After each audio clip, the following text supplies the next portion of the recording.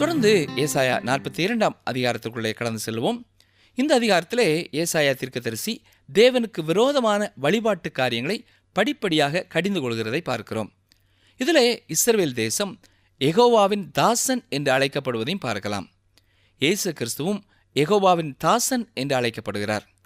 Mark எழுதின சுவிசேஷத்திலே 10 அதிகாரம் 45 வசனத்திலே, அப்படியே மனுஷகுமாரனும் ஊழியன் கொள்ளும்படி வராமல் ஊழியன் செய்யவும் அநேகரை மீட்கும் பொருளாக தம்முடைய ஜீவனை கொடுக்கவும் வந்தார் என்று அங்கே அவரை ஊழியக்காரராக, தாசனாக தெளிவாக சொல்லப்படுவதை பார்க்கலாம்.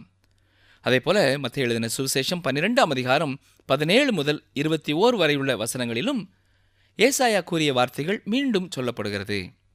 இயேசு கிறிஸ்துவை பற்றி சொல்லப்பட்டவை அன்று அங்கே விளக்கப்படுகிறது. ஏசாயா 42 அதிகாரம் 1 வசனம் பாருங்கள். இதோ நான் ஆதரிக்கிற என் தாசன், நான் தெரிந்து கொண்டவரும் என் ஆத்துமாவுக்கு பிரியமானவரும் இவரே. என் ஆவியை அவர் மேல் அமரப் பண்ணினேன். அவர் புறஜாதிகளுக்கு நியாயத்தை வெளிப்படுத்துவார். இதோ என்பது எக்காலம் ஊதியது போன்ற ஒரு அழைப்பு. இது இயேசு கிறிஸ்துவை கவனிக்கும்படியாக அழைக்கும் அழைப்பாகும்.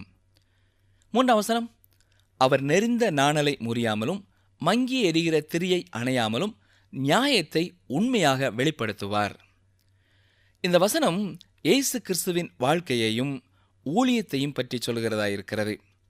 அவர் நெரிந்த நாணலை முறியாமலும் என்பது அவர் பாவத்திற்கு எதிராக செயல்படாமல் இருப்பதை குறிக்கிறது. அதாவது பாவம் தன்னுடைய விளைவை தானாகவே கொண்டு வரட்டும் என்று அவர் விட்டுவிட்டார். மங்கி எரிகிற திரியை அணையாமலும் என்பது ஒரு மனிதன் தொடர்ந்து பாவம் செய்யும் பொழுது இறுதியிலே ஒரு நாளில் அது தீயாக பற்றி எரிவதை காண்பான் என்பதை குறிக்கிறது. பாவத்தின் சம்பளம் மரணம். இது எப்பொழுதுமே மாறாதது. நாம் அதை மாற்ற இயலாது. இந்த பகுதி இயேசு கிறிஸ்துவை தேவனுடைய ஊழியக்காரன் என்று விளக்குகிறது.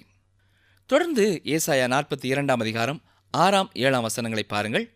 நீர் குருடருடைய கண்களை திறக்கவும், கட்டுண்டவர்களை காவலில் இருந்தும் இருளில் இருக்கிறவர்களை சிறைச்சாலையிலிருந்தும் விடுவிக்கவும், கர்த்தராகிய நான் நீதியின்படி உம்மை அழைத்து உம்முடைய கையை பிடித்து உம்மை தற்காத்து உம்மை ஜனத்திற்கு உடன்படிக்கையாகவும் ஜாதிகளுக்கு ஒளியாகவும் வைக்கிறேன்.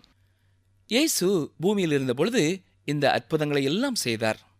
இவை அவருடைய ராஜ்யத்துவத்தை நிரூபிக்கிறவைகளாக இருக்கின்றன. அவர் உலகத்தின் வெளிச்சமாக வந்தார். வயதான சிமியோன் தீர்க்கதரிசி மூலமாக சொன்னது போல, புறஜாதிகளுக்கு பிரகாசிக்கிற ஒளியாகவும் உம்முடைய ஜனமாகிய இஸ்ரவேலுக்கு மகிமையாகவும் அவர் இருக்கிறார்.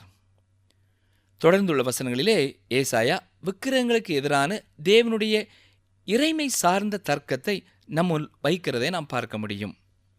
ஏசாயா 42:8 பாருங்கள். நான் கர்த்தர், இது என் நாமம், என் மகிமையை வேறு ஒருவனுக்கும் என் துதியை விக்கிரகங்களுக்கும் கொடேன். தேவன் தம்முடைய மகிமையை வேறு ஒருவனுக்கும் கொடுப்பதில்லை, அதை பகிர்ந்து கொள்வதில்லை. தொடர்ந்து உருவங்களுக்கு உண்டாகும் அழிவை குறித்து அவர் சொல்லுகிறார். தேவனுடைய நியாய தீர்ப்பே இதை கொண்டு வருகிறது. வசனம் 15 பாருங்கள். நான் மலைகளையும் குன்றுகளையும் பாழாக்கி அவைகளிலுள்ள பூண்டுகளை எல்லாம் வாடப்பண்ணி ஆறுகளை திட்டுகளாக்கி ஏரிகளை வற்றிப்போகப் பண்ணுவேன். தேவனுடைய நியாய தீர்ப்பினால் இந்த பூமியும் பாதிப்பிற்கு உள்ளாகும் என்று இங்கே பார்க்கிறோம். 16 வசனம். குருடரை அவர்கள் அறியாத வழியிலே நடத்தி அவர்களுக்கு தெரியாத பாதைகளில் அவர்களை அழைத்து கொண்டு வந்து அவர்களுக்கு முன்பாக இருளை வெளிச்சமும் கோணலை செவ்வையுமாக்குவேன். இந்த காரியங்களை நான் அவர்களுக்கு செய்து அவர்களை கைவிடாதிருப்பேன். இவ்விதமாகவே தேவன் தமக்கு சொந்தமானவர்களை நடத்துகிறார். நமக்கு எதிர்காலத்தை பற்றி தெரியாது, ஆனால் அவர் அப்படி அல்ல. அவர் மேல் விசுவாசம் வைக்கிற எல்லாரையும் அவரே நடத்துகிறவராயிருக்கிறார். எனக்கு பிரியமான சகோதரனே, சகோதரியே, இன்று நீங்கள் எப்படிப்பட்ட சூழ்நிலையிலே வாழ்ந்து கொண்டிருந்தாலும் உங்களுடைய வாழ்க்கையின் எல்லா காரியங்களையும் அறிந்திருக்கிற கர்த்தர் உங்கள் வாழ்க்கையை பொறுப்பெடுக்கிறார். அவர் மேல் விசுவாசம் வைத்திருக்கிற உங்களை அவர் கரம் பிடித்து வழி நடத்துவார். ஏசாயா 42:17 பாருங்கள். சித்திர வேலையான விக்கிரகங்களை நம்பி வார்ப்பிக்கப்பட்ட சுரூபங்களை நோக்கி, நீங்கள் எங்கள் தேவர்கள் என்று சொல்லுகிறவர்கள் பின்னடைந்து மிகவும் வெட்கப்படுவார்கள். உருவ வழிபாடு செய்கிறவர்களுக்கு வருகிற நியாய தீர்ப்பை குறித்து எச்சரிக்கையாக இங்கே கொடுக்கப்பட்டிருக்கிறது. ஏசாயா 42:19 பாருங்கள். என் தாசனை அல்லாமல் குருடன் யார்? நான் அனுப்பிய தூதனை அல்லாமல் செவிடன் யார்? உத்தமனை அல்லாமல் குருடன் யார்? கர்த்தருடைய ஊழியக்காரனை அல்லாமல் அந்தகன் யார்? தன்னுடைய சொந்த ஜனங்களாகிய இஸ்ரவேலரே இந்த விதமான குருட்டு ஊழியக்காரராய் இருக்கிறார்கள் என்று இங்கே கர்த்தர் அடையாளம் காட்டுகிறார். ஏசாயா 42:22 பாருங்கள். இந்த ஜனமோ கொள்ளையிடப்பட்டும் சூறையாடப்பட்டும் இருக்கிறார்கள். அவர்கள் அனைவரும் கெபிகளிலே அகப்பட்டு காவலறைகளிலே அடைக்கப்பட்டிருக்கிறார்கள். தப்புவிப்பார் இல்லாமல் கொள்ளையாகி, விட்டுவிடு என்பார் இல்லாமல் சூறையாவார்கள். இது தேவ ஜனங்கள் மீது வருகிற தேவனுடைய ஆக்கினை தீர்ப்பாகும். இஸ்ரவேல் ஜனங்களை பற்றியே இங்கே சொல்லப்படுகிறது. இந்த ஜனமோ கொள்ளையிடப்படும், சூறையாடப்படும் என்கிறார். ஏனென்றால் அவர்கள் தேவனை விட்டு பின்வாங்கி விக்கிரகங்களுக்கு நேராக சென்று விட்டார்கள். ஆம், தொடர்ந்து 42:24 பாருங்கள்.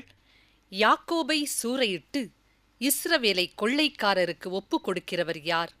அவர்கள் பாவம் செய்து விரோதித்த கர்த்தர் அல்லவோ? அவருடைய வழிகளில் நடக்க மனதாயிராமலும் அவருடைய வேதத்துக்கு செவி கொடாமலும் போனார்களே. இங்கேயும் இஸ்ரவேல் ஜனங்களுக்கு வரும் காரியங்களை பற்றியே சொல்லப்படுகிறது. தேவன் அவர்களை சிதறடித்தார், ஆனால் மீண்டும் அவர்களை கூட்டி சேர்ப்பார். வசனம் 25. இவர்கள் மேல் அவர் தமது கோபத்தின் உக்கிரத்தையும் யுத்தத்தின் வலிமையையும் வரப்பண்ணி அவர்களை சூழ அக்கினி ஜுவாலைகளை கொளுத்தி இருந்தும் உணராதிருந்தார்கள். அது அவர்களை தகித்தும் அதை மனதிலே வைக்காதே போனார்கள். தேவனுடைய சிட்சை இஸ்ரவேல் ஜனங்களை மனம் திரும்பி அவரிடத்திலே வர செய்யவில்லை என்றே பார்க்கிறோம். அவர்கள் உணராமல் சென்றார்கள். இது தேவனுடைய நோக்கத்தை தவறாக்கிவிட்டது இல்லையா? நாம் இதை குறித்து அடுத்து வரும் அதிகாரத்திலே பார்க்க போகிறோம். எனக்கு அருமையான சகோதரனே, சகோதரியே, நம்முடைய வாழ்க்கையிலே ஆண்டவருடைய சிட்சைக்குள்ளாக நாம் இந்த நாட்களிலே கடந்து வந்து கொண்டிருப்போம் என்றால் நம்மை நாமே சற்றே சிந்தித்து பார்ப்போம். அவருடைய வார்த்தைக்கு கீழ்ப்படிய ஒரு முறை கூட நம்மை தாழ்த்தி ஒப்புக் கொடுப்போமா? ஜெபம் செய்வோம். எங்களை நேசிக்கிற எங்கள் நல்ல ஆண்டவரே, இஸ்ரவேல் மக்களைப் போல உம்முடைய அன்பை அறிந்தும் உம்மை விட்டு நாங்கள் தூரம் போகாதபடி எங்களை காத்துக்கொள்ளும். நாங்கள் உணர வேண்டிய காரியங்களை உணர்ந்து கொள்ள தூய ஆவியானவரே எங்களுக்கு துணை செய்ய வேண்டும் என்று கெஞ்சுகிறோம். எங்களிலே யார் யார் சிட்சைகளின் நாட்களை கடந்து வந்து கொண்டிருந்தாலும் அதை உணராமல் இருக்கிறோமோ, அதை உணர்ந்து கொள்ளும் கிருபையை தேவனே எங்களுக்கு தந்தரல வேண்டும் என்று கெஞ்சுகிறோம். மீட்பர் இயேசு கிறிஸ்துவின் நாமத்தினாலே மனத்தாழ்மையோடு வேண்டிக் கொள்கிறோம் பிதாவே.